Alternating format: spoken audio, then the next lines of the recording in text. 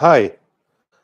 Now, after Burkina Faso, Mali, and Niger, it's another country from the Sahel region of Africa which was dominated or colonized by France. This is called the Francophone Africa or French zone of Africa. Now there is a coup there, military coup has happened there, and it occurred just after the election results were declared, where once again Ali Bongo, the president, he won the elections with around 70% or something more than that margin. Now, if you look at the brief history of Gabon, so this African country, it was being ruled by France, and since past 53 years, it has been ruled by one single family, that is the Bango family. And Omar Bango, the father of the overthrown President Ali Bongo, he ruled Gabon for 40 years. And even during his period, there was a coup. But France came in between, intervened, and that issue was resolved. And after 4 decades of Omar Bongo's rule, his son Ali Bongo became the president. Even if you look at in 2018, Ali Bongo had a stroke and he was not active. He was not looking in action for something around 9 or 10 months, but he didn't resign, and he again resumed his duties, his power, and he was in power all through that time. And if you look at Gabon is oil rich country, and not only oil rich, but it is also rich in new age minerals and also uranium. Now, if you look at a pattern, you will see that these francophone countries, one by one, they are having coups. It was in Niger some time back, then it was Mali, then it was before that there were other countries. Burkina Faso was there. So there are military coup happening in these countries, and they are putting the blame on France, that the ruling class of these countries were actually the puppets of France. So and somewhat I'm seeing in Niger especially, public is having some soft corner with the military leadership. Now what is going to happen here in Gabon, we should look at, because right now I think Paris is in uh, stress. I will answer your question. Just wait some while. Let me finish. I will answer your question. So I think that Paris is in a great pressure right now, and why so? Because if Paris doesn't do anything, then they will lose all what is being remained of the colonial era.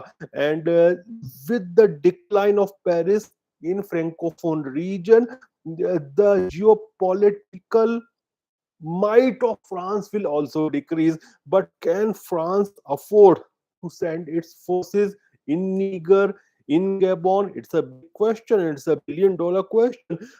They may use ECOWAS or African Union, but do you think that even ECOWAS can attack, do the military intervention in Niger, in Gabon, in how many countries they will do? So it's a big problem for France and Emmanuel Macron. Let's see what happens. There is a question, sir. Do you think it is also in favor of neighboring African countries to crush coups in the region? Because if it not happen, then their countries may go like Arab Spring. Well, if you look at these African countries, uh, I think the border countries, nearby countries, they are already quite tightly governed.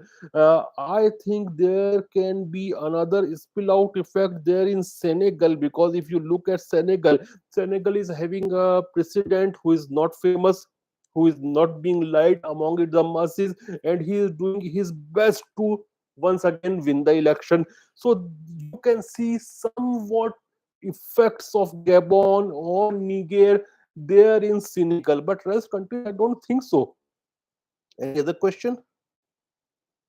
Well, right now the situation is very fluid. So what happened, nobody knows, because it has been just a few hours since the coup has happened, and the public reaction. If you ask me, what is the public reaction? So anyway, public is a bit hesitant to react when military coups happen, because then there is no rule of law. There is a rule of barrel. So people react slowly. But in case of Niger, it looks that public is supporting. Why USA is not helping France in this case?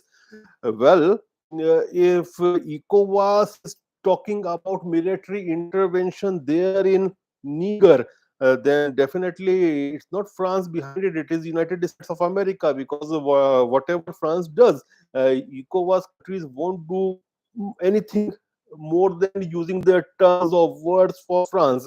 But if it is United States of America, then they are doing all these things. But look at United States of America. They are busy in Ukraine. They are busy in Indo-Pacific. How many fronts they can open? And history says that nobody has won two fronts anytime. So US is not that idiot that they are going to open other fronts. Just proxy wars can happen anywhere. Even in entire Sahel region, they can go for proxy wars anyway. Victoria Newland was there in Niger. So United States is definitely involved and supporting France. But even if you talk about France, will France be very much wanting to take support of United States? Because you know uh, before 1940s or 1950s, the entire Middle East was the chessboard for Britishers. But as Britishers started taking support of Americans, it became the chessboard of Americans. So I don't think that France will be very much happy taking American support, but definitely American things are into play. That is the reason the ECOWAS is talking about military intervention. Anything else you can write in the uh, comments, and I will try to answer. Thank you.